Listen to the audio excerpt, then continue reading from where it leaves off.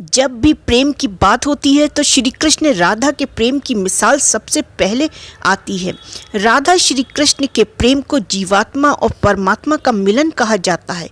राधा श्री कृष्ण के बचपन का प्यार थी। श्री कृष्ण जब 8 साल के थे तब दोनों ने प्रेम की अनुभूति की। राधा श्री कृष्ण के दैवीय गुणों से परिचित थीं। उन्होंने जिंदगी भर अपने मन में प्रेम की स्मृतियों को बनाए रखा। यही उनके जीवन की रिश्ते की सबसे बड़ी खूबसूरती है। कहा जाता है श्री कृष्ण को केवल 2 ही चीज़ें सबसे ज़्यादा प्रिय थीं। ये दोनों चीज़ें भी आपस में एक दूसरे से गहराई से जुड़ी हुई थीं, एक बांसुरी और दूसरी राधा। कृष्ण की बांसुरी की धुन ही थी जिससे राधा श्री कृष्ण की तरफ खिंची चली आती थी। राधा की वजह से श्री कृष्ण बांसुरी को हमेशा अपने पास रखते थे। भले ही श्री कृष्ण और राधा का मिलन नहीं हो सका, लेकिन उनकी बांसुरी हमेशा एक सूत्र में उन्हें बांधे रही। भगवान श्री कृष्ण से राधा पहली बार जब अलग हुई तो मामा कंस ने बलराम और कृष्ण को आमंत्रित किया। वृंदावन के लोग ये खबर सुनकर बहुत दुखी हुए।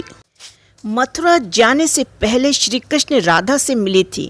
राधा कृष्ण के मन में चल रही हर गतिविधि को जानती थी। राधा को अलविदा कह कृष्ण उनसे दूर चले गए। कृष्ण राधा से ये वादा करके गए थे कि वो वापस आएंगे, लेकिन कृष्ण राधा के पास वापस नहीं आए। उनकी शादी भी रुक्मणी जी से हो गई। रुक्मणी जी ने भी कृष्ण को पाने के लिए बहुत जतन किए थे। श्री कृष्ण से विवाह के लिए वह अपने भाई रुक्मिणी के खिलाफ चली गई थीं। राधा की तरह वह भी श्री कृष्ण जी से प्यार करती थीं। रुक्मणी जी ने श्री कृष्ण को एक प्रेम पत्र भेजा था, वह आकर उन्हें अपने साथ ले जाएं। इसके बाद श्री कृष्ण रुक्मणी जी के पास गए और उनसे शादी कर ली। कृष्ण के वृंदावन छोड़ने के बाद से ही राधा का वर्णन बहुत कम हो गया। राधा और कृष्ण जब आखिरी बार मिले तो राधा ने कृष्ण से कहा, भले ही वो उनसे दूर जा रहे हैं, लेकिन मन में कृष्ण हमेशा उनके साथ रहेंगे। इसके बाद कृष्ण मथुरा गए और कंस और बाकी राक्षसों को मारने का अपना काम पूरा किया। इसके बाद प्रजा की रक्षा के लिए कृष्ण द्वारका चले गए और द्वारकाधीश के नाम से लोकप्रिय हुए। जब कृष्ण वृंदावन से निकल गए तब राधा की जिंदगी ने अलग मोड़ लिया। राधा की शादी एक यादव से हो गई। राधा ने अपने दाम्पत्य जीवन की सारी रस्में निभाई और बूढ़ी हो गई, लेकिन उनका मन तब भी कृष्ण के लिए समर्पित रहा। राधा ने पत्नी के तौर पर अपने सारे कर्तव्य पूरे किए। दूसरी तरफ श्री कृष्ण ने अपने दैवीय कर्तव्य निभाए। सारे कर्तव्यों से मुक्त होने के बाद राधा आखिरी बार अपने प्रियतम कृष्ण से मिलने गईं। जब द्वारका पहुंची तो उन्होंने कृष्ण के रुक्मिणी और सत्यभामा से विवाह के बारे में सुना, लेकिन वो दुखी नहीं हुई। तब कृष्ण ने राधा को देखा तो वो प्रसन्न हुए। दोनों संकेतों की भाषा में एक दूसरे से काफी देर तक बातें करते रहे। राधा जी को कान्हा की नगरी द्वारिका में कोई नहीं पहचानता था। राधा के अनुरोध पर कृष्ण ने उन्हें महल में एक सेविका के रूप में नियुक्त किया। राधा दिन भर महल में रहती और महल से जुड़े कार्य देखती। मौका मिलते ही कृष्ण के दर्शन कर लेती, लेकिन महल में राधा ने श्री कृष्ण के साथ पहले की तरह का आध्यात्मिक जुड़ाव महसूस नहीं कर पा रही थी। इसलिए राधा ने महल से दूर जाना तय किया।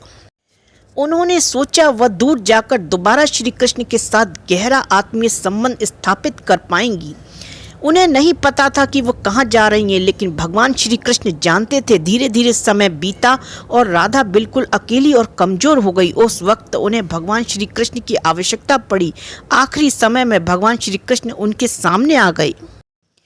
कृष्ण ने राधा से कहा कि वह उनसे कुछ मांगे, लेकिन राधा ने मना किया। कृष्ण ने दोबारा अनुरोध करने पर राधा ने कहा वह आखिरी बार उन्हें बांसुरी बजाते देखना चाहती हैं। श्री कृष्ण ने बांसुरी ली और बेहद सुरीली धुन बजाने लगी। श्री कृष्ण दिन रात बांसुरी बजाई जब तक राधा आध्यात्मिक रूप से कृष्ण में विलीन नहीं हो गई। बांसुरी की धुन सुनते सुनते राधा ने अपना शरीर त्याग दिया। हालांकि भगवान कृष्ण जानते थे उनका प्रेम अमर है, इसके बावजूद राधा की मृत्यु को बर्दाश्त नहीं कर सके। कृष्ण ने प्रेम के प्रतीकात्मक अंत के रूप में बांसुरी तोड़कर झाड़ी में फेंक दी।